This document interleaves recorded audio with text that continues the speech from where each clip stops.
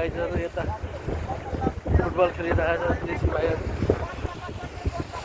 यो समुद्र side miss side के भन्दो रहेछन् यता।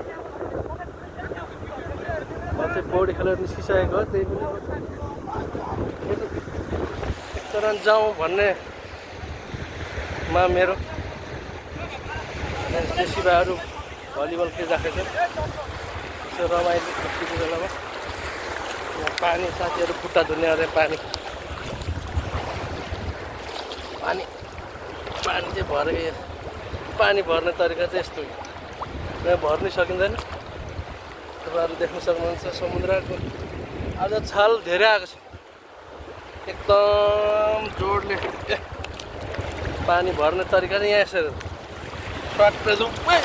माकुरी एकदम छाल ज्यादा छ आज, एकदम गाह्रो छ। छाल ज्यादा हल्दीसम्म थिएन, अहिले धेरै। यो पानीको भाग अहिले तपाईँले देख्न सक्नुहुनेछ, यहाँनिर छ। यहाँबाट उता अघि उहाँबाट त्यो मान्छेहरू खेलेर ठाउँमा थियो, यहाँ आइसकेको पानी छाल धेरै आएको छ।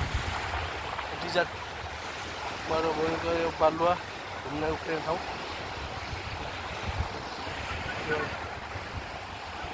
रमाइलो गर्ने ठाउँ हो यो, घुम्ने ठाउँ। एकदम छुट्टीको दिनमा ज्यादा हुन्छ यहाँ मान्छे खास चाहिँ रमाइलो गर्ने।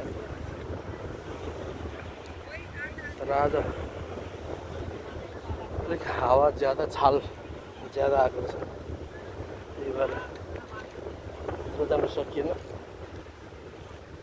त्यो रमाइलो छ यहाँनिर घुम्नलाई।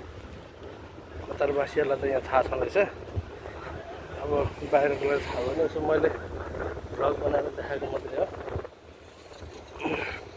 हस् त आजलाई यतिकै, बाई।